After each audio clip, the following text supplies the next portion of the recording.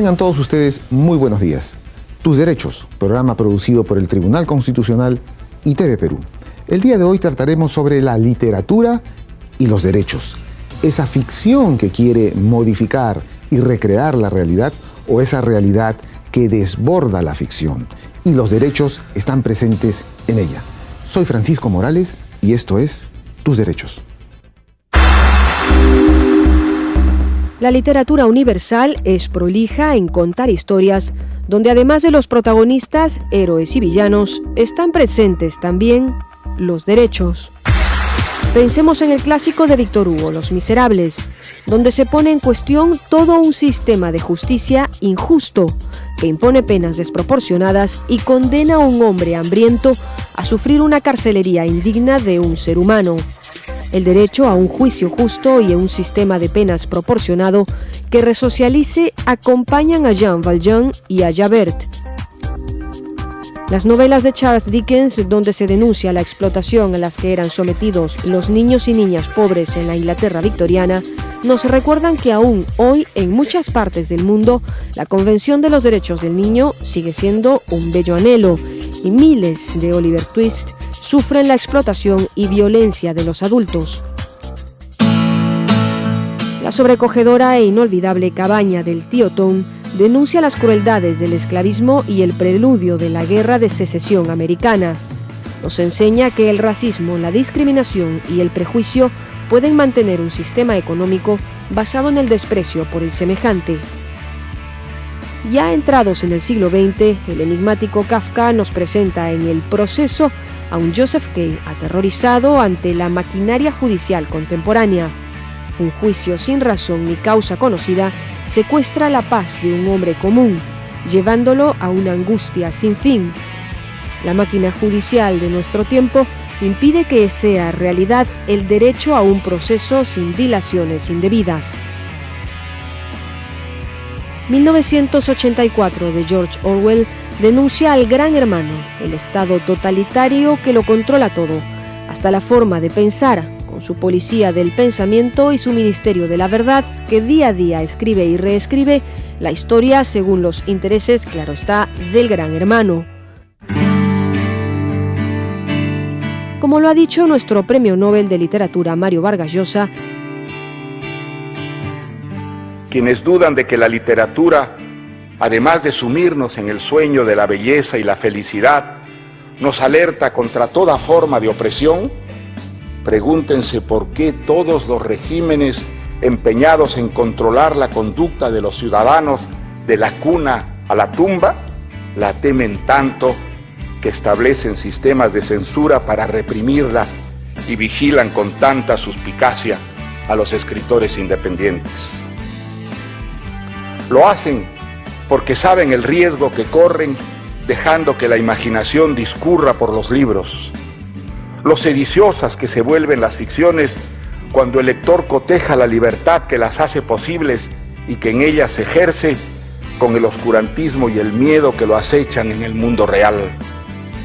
Lo quieran o no, lo sepan o no, los fabuladores al inventar historias propagan la insatisfacción, mostrando que el mundo está mal hecho, que la vida de la fantasía es más rica que la de la rutina cotidiana.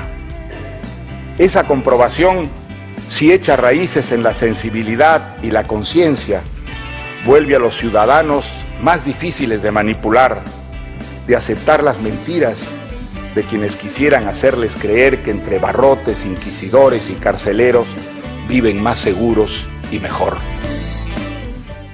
Bien amigos, ese fue nuestro informe sobre literatura y derechos. Como hemos podido ver, los derechos están presentes no solamente en la literatura peruana, sino también en muchas novelas, cuentos y poesías de la literatura universal. Nosotros vamos a conversar en detalle sobre este tema con Alejandro Neira, después de la pausa.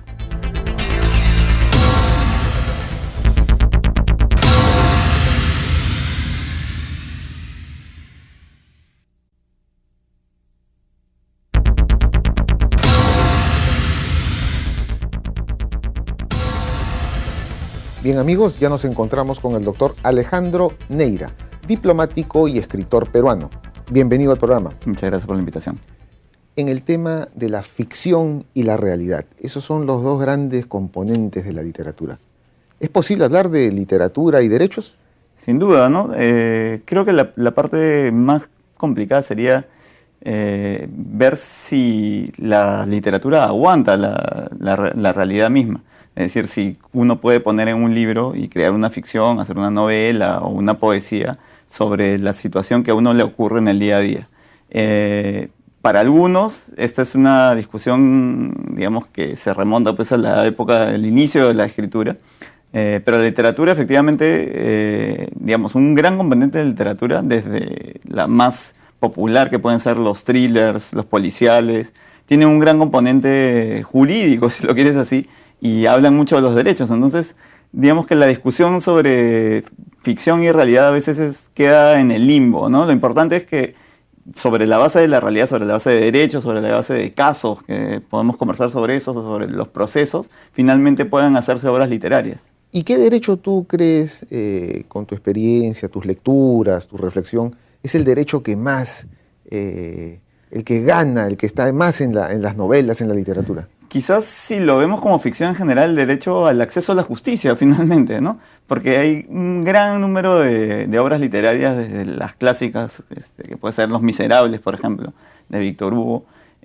sobre cómo acceder a la justicia. Es decir, desde la Revolución Francesa, digamos, desde que se marcan los derechos humanos, sobre todo, hay toda una ola de literatura que busca darle voz al que normalmente no la tiene, ¿no? Entonces es cómo llega una persona por robarse algo mínimo, ¿no? Pan o Los Miserables, ¿no? Exactamente. Cómo llega a acceder a la justicia, o cómo finalmente no existe una justicia. O sea, una sed de justicia. Exactamente. Las novelas en un momento de nuestra historia denuncian las grandes injusticias, exactamente, ¿no? Entonces, la denuncia, efectivamente, como tú bien lo has dicho, el acceso a la justicia y los propios procesos judiciales, digamos. Más allá de los derechos, quizás el derecho en general como ciencia, si lo quieres, es muy, digamos, ficcionalizable, si se puede decir así. Digamos, los tribunales llaman mucho la atención. Quizás no tanto los tribunales como en el caso peruano, de que el acceso a la justicia pues, es un medio escrito, pero los grandes tribunales, los grandes procesos han dado pie a grandes historias, ¿no? Estos, los clásicos de la literatura, ¿no? Víctor Hugo con Los Miserables, luego tenemos las famosas novelas la novela de Oliver Twist, ¿no? Y todas estas... Charles Dickens, quizás, ¿no? en Inglaterra, ¿no? Beecher Stowe, que es en La cabaña del tío Tom, hace digamos, las denuncias para en toda esta campaña que busca abolir la esclavitud.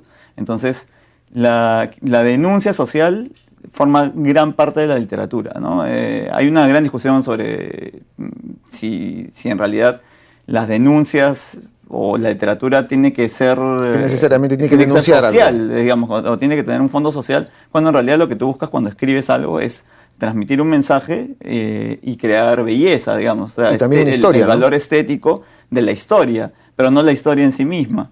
Pero, digamos, grandes obras literarias como las que he mencionado, ¿no? Se basan en eso. O pienso ahora mismo pues, en A Sangre Fría, ¿no? Las historias de los grandes tribunales, 12 hombres en pugna, que ahora, por ejemplo, está en el teatro aquí, y los grandes dramas, hasta Bertolt Brecht, todo apunta siempre a la sed de justicia, como tú lo has dicho, a la búsqueda de la verdad en los tribunales. Y es curioso porque la literatura, en teoría, es justamente todo lo contrario. La ficción es mentira. La ficción es mentira, pero tiene un sustrato real, porque es un ser humano el que la construye, ¿no? El escritor, ¿no? Totalmente, como tú, ¿no? Parten de una realidad, ¿no? Exacto. Entonces, tú no creas nada, salvo poesía la más abstracta quizás, o surrealista, ¿no?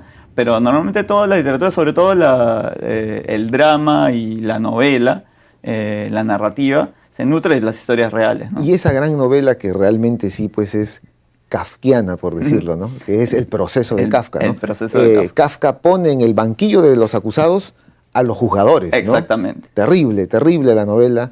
y también que fue llevada al cine, ¿no? Por el gran Orson Welles. Exacto. Y con Anthony Perkins. Exacto, ¿no? Una gran película y una gran novela, no todo lo kafkiano, que ahora uno habla de lo kafkiano y se ha popularizado el adjetivo, mucha gente lo usa a veces quizás sin saber exactamente cuál es el origen, y es el absurdo del proceso en sí mismo. Exactamente, o sea, ¿no? él sí hizo una gran literatura del proceso judicial como tal, ¿no? O sea, lo absurdo, un día te levantas y te están acusando de algo que no sabes. No sabes por qué, ¿no? Y no sabes de qué te acusan y por qué, y finalmente es la búsqueda de la justicia lo que está detrás de eso, ¿no? O justamente, en realidad, algo que quizás esté más allá de discusión, que es si otro ser humano es capaz de juzgar a alguien, ¿no? Digamos, finalmente el juez se pone en una situación que está por encima de quienes va a juzgar, y cuando son dos pares, ¿no? O sea, la situación propia de la búsqueda de justicia o de ir a un tribunal en abstracto es un poco ilógica, ¿no? Que es lo que quiere probar Kafka, ¿no? Y después hay un escritor también muy conocido que es George Orwell, ¿no? Con su famosa novela 1984, Claro. que también fue llevada al cine en esta película Brasil. Claro. ¿No? Ahí es el Estado omnipotente que coacta Opresor, ¿no? la libertad de las personas hasta hacerlas prácticamente nada. Claro, en Orwell, ahí en La rebelión en la granja, ¿no? Es la gran novela de la denuncia, de sociedades represivas en las que no se respetan justamente los derechos de los ciudadanos. Totalitaria. Una sociedad totalitaria en la que finalmente, además, es interesante porque incluso el derecho internacional, yo que veo más temas de derecho internacional, tienen que ver con eso, es decir, es un mundo en el que la geopolítica ha cambiado. Esto fue escrito en la Guerra Fría, cuando estaba en Estados Unidos y la Unión Soviética eran los dos grandes bloques de poder, y se habla mucho de las relaciones internacionales porque finalmente en este mundo en que nadie sabe los bloques a quiénes responden, finalmente hay una persona que busca la justicia, una sola, que se opone a todo, se opone al régimen opresor y busca que se respete los derechos de todos finalmente, ¿no? Y además en todos estos temas tan reales que podemos decir tan concretos, siempre hay una gran ficción, ¿no? Por ejemplo, recuerdo en esa novela la parte donde el Ministerio de Historia todos los días recreaba la historia, ¿no? O sea, eso es lo que hacen los Ministerio de la Verdad de Historia, ¿no? creo, algo así. Fabulan. Bueno, entonces para seguir conversando sobre este interesante tema, regresamos después de la pausa.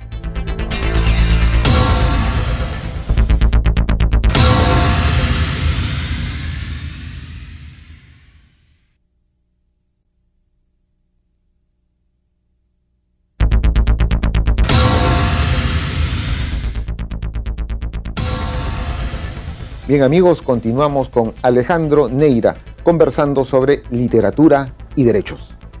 Alejandro, tú dijiste al principio del programa que hay una gran discusión entre si la literatura siempre debe tener una parte de denuncia, ¿no? De las injusticias, si tiene un compromiso, o la literatura por la literatura misma. Y en el caso de la literatura peruana ese debate se ha dado, ¿no? Por ejemplo, en el ámbito de la poesía, ¿no? La poesía social, la poesía pura. Exacto. ¿Qué comentarios nos puedes hacer? Creo que el tema es muy propio de la literatura latinoamericana en general. Yo recuerdo y la poesía, lo cual es curioso porque la poesía tiende a ser pues lo estéticamente más hermoso, la búsqueda de la belleza de las palabras, sin necesidad de tener una relación cercana con la realidad, muchas veces. Pero yo recuerdo pues desde la poesía modernista de Rubén Darío. Rubén Darío es un poeta que siendo modernista busca la belleza, pero que al mismo tiempo de alguna manera busca denunciar cosas también. Y es curioso porque él denuncia el imperialismo, por ejemplo, tiene un gran poema que es A Roosevelt, en el que básicamente denuncia los abusos de un país colonialista, imperialista, en Nicaragua y en Centroamérica, apenas empezado el siglo XX. Entonces, en Latinoamérica se nutre en general la literatura de esta literatura de denuncia. Y es curioso que pase eso incluso en la poesía, porque en los años 20 y 30, sobre todo, es el surrealismo, la vanguardia, que busca poesía abstracta más bien. Eso que digamos, se da en el debate en Latinoamérica, en el Perú se da en los años 50, 60. Es la poesía pura versus la poesía social. ¿Quiénes representan? Algunos dicen que en realidad el debate no existe. Marco Martos, por ejemplo, dice que ese es un debate ficticio, que nunca existió. Porque los grandes poetas pueden ser Sologuren, Salazar Bondi, Eilson, que son ya digamos posteriores, para no poner a Eguren o Vallejo, los grandes poetas de inicios del siglo XX, digamos que buscan el esteticismo en sí, no buscan más que la belleza de las palabras. Y surge una generación en la que está, digamos, quizás Corcuera después, pero hay toda una generación de Alejandro Romualdo, ¿no? El poeta, el canto a Tupac Amaru, quizás el mayor exponente de esta poesía, que es un grupo de poetas que buscan hacer una poesía distinta. Según Marco Martos ya no existe, en realidad es una distinción tonta entre poesía pura y poesía social. Pero sí hay digamos que son dos vertientes de la poesía peruana que buscan, una, acercarse a la realidad, y la otra, básicamente, hacer... evadirse de la realidad. Exacto, que es lo que mucha gente cree que es la literatura, ¿no? Y en el caso de las novelas, de nuestros grandes novelistas, ¿no? Arguedas, Escorza, Vargas Llosa, ¿no? Ahí los temas políticos, sociales, y están presentes, pero también están presentes la libertad, ¿no? Sin duda. Y otros derechos, como por ejemplo... bueno, el derecho a la tierra. En Escorza, ¿no? Toda la saga, la pentalogía de sus novelas. Desde Rodolfo de Porrancas, ¿no? Garabombo el Invisible. Toda la pentalogía de Escorza está destinada, en principio, a denunciar digamos, la apropiación de la tierra en los Andes. Por parte de los gamonales. Exactamente, ¿no? Y son muchas veces estas luchas. Lo mismo que Arguedas. Arguedas desde el indigenismo busca hacer, digamos, presentar cómo los derechos son finalmente conculcados, o sea, gente sin derechos, básicamente. Los indígenas es gente que sus derechos son pisoteados permanentemente, y es una situación que lamentablemente creo que sí se dio en los Andes del Perú en gran parte del siglo XX, ¿no? De estos autores, Escorza es un autor un poco que no se le vuelve a publicar. Hace poco ha vuelto a publicarse, Hace ¿no? poco se ha vuelto a publicar, han habido reediciones de la también, pentalogía. pero él también fue muy... Él mismo es un personaje un poco, digamos, él hizo una gran cosa por popularizar la literatura, que es los populibros peruanos que salieron en los años 60, que eran libros muy baratos y muy... Pero su novela puede ser clasificada como en el realismo mágico.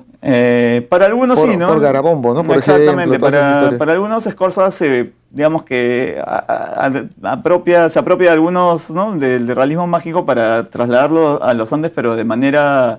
digamos, aprovechando la situación, si lo quieres decir, mientras que Arguedas es la voz auténtica, digamos, del Ande, ¿no? Pero lo de Arguedas pasa también por El Sexto, ¿no? Recordemos que es una novela política del Sexto, del más grande penal de la prisión que existía en ese tiempo. Y ya efectivamente Vargas Llosa, pues, ¿no? Que tiene un hermoso... Claro, no podemos dejar de hablar de nuestro premio Tenemos Nobel. que hablar del premio Nobel. Vargas Llosa hace, digamos, denuncia de la dictadura, de una época en la que no hay derechos, justamente. Conversación de la Catedral quizás es el ejemplo más claro, con un personaje que es Esparza Zañartu, ¿no? Que en la época de Odería efectivamente era el control político, ¿no? Lo que sería Vladimiro Montesinos en los años 90. Y Vargas Llosa también, curiosamente, hablando de esto que decíamos de la literatura, él tiene un discurso cuando gana el premio Rómulo Gallegos, que es que la literatura es fuego. La literatura sirve para cambiar la realidad, que es la gran discusión finalmente, ¿no? Él dice la literatura es fuego, y todo está enmarcado en que, digamos, en un continente, ¿no? Que es la América Latina, en la que hay justamente sed de justicia. La literatura está ahí para denunciar todos estos abusos, finalmente. Y justamente en esa línea tú has publicado una novela, ¿no? Que se llama... Sí, a Perú, 1985, una novela de espías, que ganó el premio de la Cámara del Libro el año pasado. Yo creo que hay dos cosas acá, ¿no? Creo que hablando de derechos es importante hablar de la época de la violencia en el Perú, en la década de los 80. Hay una gran producción literaria de esos años que continúa, y que continúa porque es una época que ha marcado sin duda la sociedad peruana en las últimas décadas. Fines del siglo XX, ¿no? Fines del siglo XX. Y yo creo que gente como de mi generación, como pueden ser, no sé, Diego Treyes, que tiene una novela que se llama Bioy, Santiago Roncagliolo, evidentemente con Abril Rojo, ¿no? El propio Alonso Cueto, Laura Zulia, quizás otros ejemplos, pero hay otra visión de la violencia. Y hay novelas policiales que se escriben sobre la violencia, sobre los abusos en la década de los 90, sobre esta guerra sucia que había por parte de los terroristas, pero también por parte de los militares, ¿no? Claro, cada cierto tiempo en la historia de nuestro país tenemos una se refleja esto Exacto. en la literatura, ¿no? Exacto. ¿no? En la época de Arguedas, el mismo Antes Vallejo, Escorza, plantean sus novelas a partir de determinadas realidades. Y tú, con estos escritores que han mencionado, también tocan este tema de la violencia. Es creo que signo de los tiempos que ya gente de nuestra generación, digamos que somos gente que éramos niños o adolescentes en la década de los 80s, 90s, y que nos tocó vivir la situación desde una perspectiva un poco distinta, escribamos ahora sobre nuestras memorias. Pero quizás nuevamente tendríamos que hablar un poco del compromiso, ¿no? Somos muchos escritores que escribimos de esto porque nos parece que es en parte importante recordar, no olvidar todo lo que pasó en esos años. Y lo vemos como, digamos, por lo menos en lo que yo he escrito, es una época en la que yo era niño, pero en que tengo los recuerdos muy vívidos Te ha marcado. que me han marcado, como ha marcado a toda nuestra generación, creo. Y nos obliga a pensar en si la literatura finalmente sí puede denunciar, sí puede servir, no necesariamente para denunciar hechos exactos, pero sí una época que no queremos volver a vivir, ¿no? La literatura también nos enseña. Sin duda. Muy bien, Alejandro. Muchas gracias por haber venido a nuestro programa para conversar sobre literatura y derechos. No, muchísimas gracias a ustedes por la invitación. Sobre la base de la realidad de derechos, de casos pueden hacerse obras literarias. Los grandes procesos han dado pie a grandes historias. Lo kafkiano es el absurdo del proceso, es la búsqueda de la justicia. Arguedas, desde el indigenismo, muestra que los derechos de los indígenas son pisoteados. Mario Vargas Llosa hace denuncia de la dictadura, en la época que no hay derechos. Bien, amigos, eso ha sido todo por el día de hoy y, como siempre, los domingos a las 9:30 por TV Perú, Mucho Más que Ver.